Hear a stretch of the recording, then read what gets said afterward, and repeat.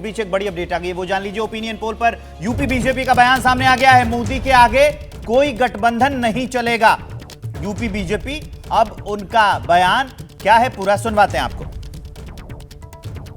हर तरह के गठबंधन करके देख चुके, कोई गठबंधन भारतीय जनता पार्टी का विकल्प नहीं खोज पा रहा है। मोदी जी के नेतृत्व में इस बार जीत की हैट्रिक लगने जा रही है। आज तो प्राथमिक सर्वे आया है, अभी प्राथमिक सर्वे में भाजपा 75 सीटें जीत रही है। जैसे जैसे चुनाव प्रचार आगे बढ़ेगा, भारतीय जनता पार्टी 80 की 80 सीटें जीतेगी। इस बार मैनपुरी और रायबरेली में भी कमल का फूल खिलेगा।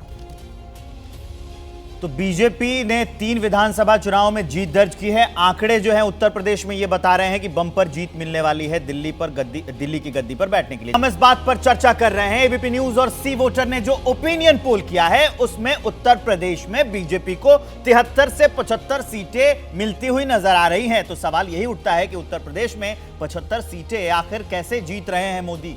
सर, बड़ा सवाल। मैं एक बात कह रहा था कि देखिए, सीटें कितनी मिलती हैं, जैसा मैंने कहा कि इसके भविष्यवाणी करना उचित नहीं होता। हम लोगों के पॉलिटिकल पार्टीज है, वो हमेशा सबसे लंबा टारगेट बताती हैं 100% का, तो वो अलग।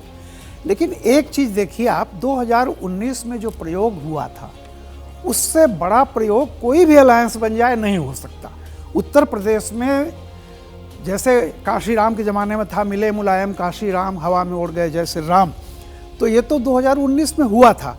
और जो मायावती का वोट बैंक है जिसको आप कह रहे थे, उसका रीजन ये था कि देखिए, पूरी तरह से वोट ट्रांसफ़र नहीं हुए थे, लेकिन कुछ हद तक वोट ट्रांसफ़र हुए थे अखिलेश और मायावती के मिलने से। इसलिए जो बीएसपी का वोट आप देख रहे हैं 2019 की तुलना जब आप करते हैं वो बात का, तो अब जो प्रोजेक्टेड है वो, क्योंकि बीएसपी को अकेले दिखाया जा रहा है।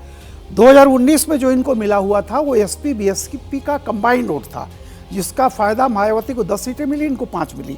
दूसरा मैं एक और कह रहा हूं कि आप देखिए, 2019 में एसपी बीएसपी साथ थी। ओम प्रकाश राजभर ने 6 सीटों पर पूर्वांचल की बीजेपी को हराने में उनकी अहम भूमिका थी। अब ओम प्रकाश राजभर भी बीजेपी के साथ हैं और मायावती और अखिलेश का कॉम्बिनेशन भी नहीं है। और ये कॉम्बिनेशन न होना कितना घातक है, इसका एक उदाहरण आप समझिए। आजमगढ़ सीट से, आजमगढ़ से अखिलेश जी जीते थे, अखिलेश ने बीजेपी को हराया था। बीजेपी को जितना वोट मिला था उस समय 2019 में, बाई इलेक्शन में उससे कम वोट पाकर के बीजेपी जीत गई। रामकृपाल सर, पार्टियों का सिर्फ इसलिए कि मायावती अलग हो गई। प्रभावित करने वाली है, ये कई राज्यों में प्रभावित करने वाली है। कौन सी पार्टी किसके साथ जाती है, कब आती है, ये भी प्रभाव डालेंगे।